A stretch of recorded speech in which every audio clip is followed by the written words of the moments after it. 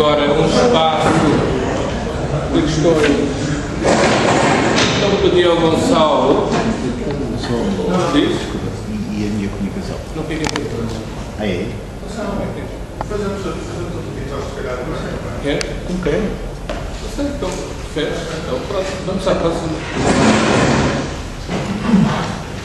Bom.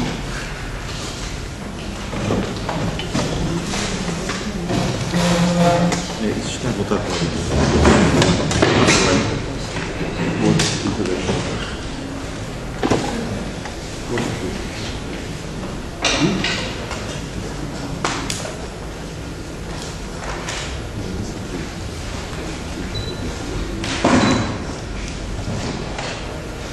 Bom dia, quase boa tarde.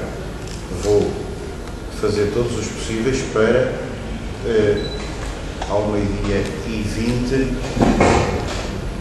concluir a minha exposição, que vai ser aqui improvisada,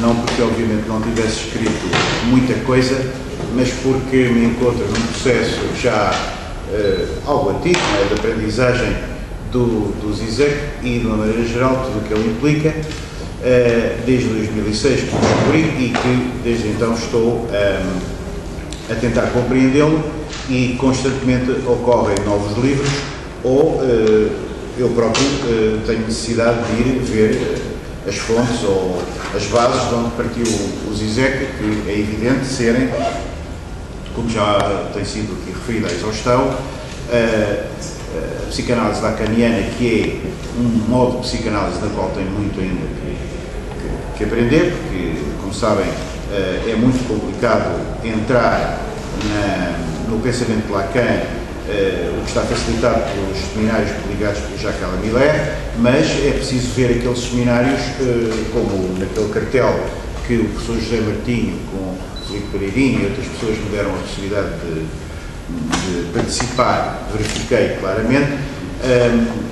Há já um certo tempo que infelizmente não posso lá ir, mas de qualquer maneira é necessário ler linha por linha do Lacan, e eu não creio que haja alguém que compreenda o Lacan sem ter um professor que lhe explique aquele autor. Ou seja, não é um autor em que uma pessoa possa entrar normalmente.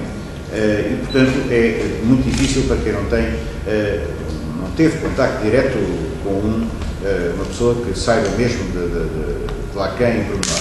Por outro lado, há o problema do Hegel, que foi sempre a base do Zizek e, para mim, até muito mais importante do que parece-me, do que a psicanálise lacaniana, não é? Há, a determinada altura, uma vinda do Zizek para Paris, onde ele faz a tese de terceiro ciclo, com Jacques Alamillet, onde lhe permite perceber que o pensamento do Lacan foi muito mais hegeliano, segundo ele diz, não é? Eu não tenho autoridade para poder afirmar isso, muito mais hegeliano sempre do que o próprio Lacan tivesse consciencializado, ou pelo menos expresso nos seus seminários, nos seus escritos, os poucos publicou, e portanto, quer dizer, é um Hegel escondido, digamos assim, na obra de Lacan, que Zizek vai tentar trazer à tona, nomeadamente nos últimos livros, e principalmente neste livro, Menos que Nada, que é uma obra magna, não é? E bastante longa de ler, quer dizer, eu já comprei em inglês e agora estou já há um ano que ando mais ou menos a tentar digerir em francês, em português, perdão, na edição da Boitempo. Qual é o meu problema de uma forma sintética e direta? Eu estudei História nesta faculdade e aqui neste mesmo local, que era a antiga biblioteca. Tirei o curso de História, no tempo em que era preciso fazer uma licenciatura em História, o que implicava fazer uma tese de licenciatura. E tive logo no início o professor Jorge de Macedo, que me abriu os olhos, foi uma pessoa extremamente importante na minha vida, no sentido de me abrir os olhos para, primeiro logo, o aspecto dúplice da palavra História, porque História simultaneamente reporta-se ao acontecido, a uma narrativa sobre o acontecido, e portanto, quer dizer, a qualquer coisa que é passado e ao mesmo tempo uma narrativa, não é? A história é uma disciplina atual nomeadamente nascida principalmente a partir do século XIX, embora já seja muito antiga nas suas raízes, e muito típica da civilização ocidental, mas de qualquer maneira nascida com o seu aspecto dito científico, com todo o seu aparato científico, no século XIX, e realmente o que se passa é que há toda uma história, propriamente dita, não é? Dominada tradicionalmente nas universidades portuguesas, e eu fui também vítima disso, e continuam a ser vítimas as pessoas que continuam a formar-se, por um grande positivismo ingênuo, e há efetivamente uma teoria da história, que era essa que o professor Jorge Macedo no primeiro ano, logo quando eu entrei aqui com 17 anos, quase há 50 anos, me abriu os olhos, e depois então evidentemente haverá uma filosofia da história. Ora, o Hegel, na altura, e como em todos os manuais vem, era sempre tratado daquela maneira, como o filósofo absoluto, tese, antítese, síntese, a tendência para o fim da história, por assim dizer, na medida em que digamos, o ápice da realização do espírito na história tinha-se dado no tempo do próprio Hegel, com a sua própria obra, e portanto isso fazia com que houvesse uma espécie de uma fuga ao Hegel por todos os pensadores posteriores, não é? Àqueles que, numa certa altura, dominam a cena em França, nomeadamente Jean Hippolyte e também o Clairaut e o Kojève.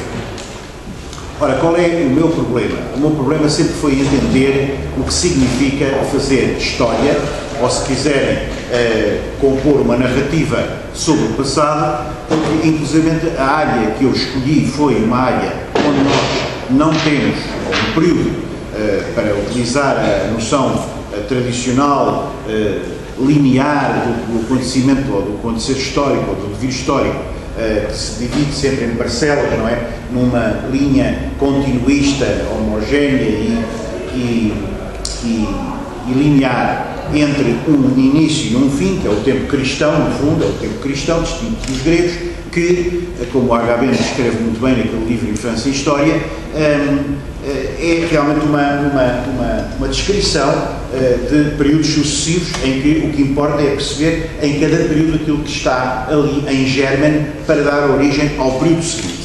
Ora, essa visão, não é? Dentro dessa visão, o que eu escolhi foi precisamente o período mais antigo, mais remoto, levado por aquele mito da arquê, não é? Que está atrás da palavra arqueologia, como também está atrás da palavra arquitetura, e o que significa encontrar esse princípio, não é? Evidentemente que, ao tentar encontrar esse princípio, essa arquê, essa razão de ser, porque a arquê significa não só o princípio, mas também o próprio fundamento, ou seja, é a vontade de encontrar, no fundo, uma base de sustentação, digamos assim, epistemológica, mas também até ontológica por parte do sujeito, no sentido de encontrar uma solidez num mundo que se vai cada vez mais tornando extremamente fluido, a vontade que terá presidido a essa minha, ainda algo inconsciente, ou semi-consciente, opção pela pré-história que sempre já era antiga. Portanto, o que é que eu me interessa, ou o que é que sempre me interessou? Foram problemas que, a última análise, são problemas que a filosofia trata. Só que a filosofia trata esses problemas de um ponto de vista diferente daquele que me interessava, que sempre foi articular coisas umas com as outras de âmbitos muito diferentes, não é? Ou seja, a possibilidade que a arqueologia me dava, imaginava eu, seria poder pôr os problemas da história e a última análise dos problemas da filosofia, superando as dicotomias, por exemplo, entre o fazer manual ou o trabalho manual que o arqueólogo tem que fazer, tem que manipular a realidade material, e o trabalho intelectual, e por aí adiante. Bom, portanto, a questão fundamental reside, portanto, aqui, que é o que é este tempo, o que é o tempo, e o que é a narrativa histórica, o que ela significa, e o que é a questão da causalidade. Ora, portanto, como já referi, o tempo que é ensinado ainda hoje nas universidades, o tempo dos historiadores, é aquele tempo linear que vem do cristianismo e que foi depois laicizado pela razão moderna e que se transformou na ideia de progresso e de contínuo desenrolar, digamos assim, de acontecimentos que vão numa linha que evidentemente vai terminar cedo ou tarde, uma espécie de um apogeu que foi inclusivamente reutilizada, por exemplo, por Marx, quando Marx teorizou as várias etapas. O Marx, o Engels e depois os seus seguidores teorizou as várias etapas da evolução social até ao comunismo futuro, que não seria mais do que a tentativa de retomar de algum modo esse arquê, esse comunismo primitivo que a sociedade tinha entretanto perdido. Ora, portanto, aquilo que me interessa na ideia do Zizek é que o Zizek, ao ir buscar ao Hegel uma visão nova, que é de um Hegel, digamos, atento às contradições, atento à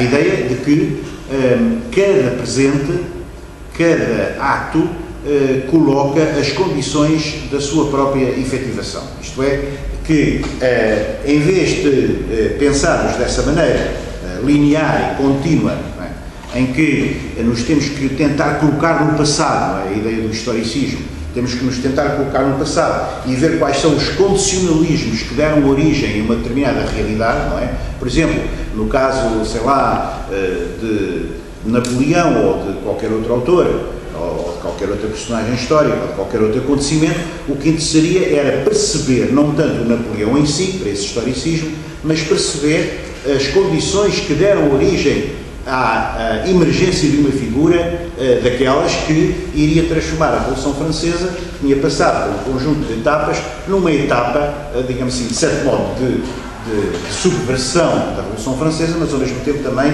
de passagem de superação para um estádio diferente, o estádio do Estado seguro, do Império, etc., em que Napoleão foi, por exemplo, um dos criadores do Código Civil de todas as nações europeias, na base de todas as nações europeias modernas, etc. Portanto, se não tivesse aparecido Napoleão empírico real, teria que aparecido qualquer Napoleão. Este é o pensamento do historicismo comum.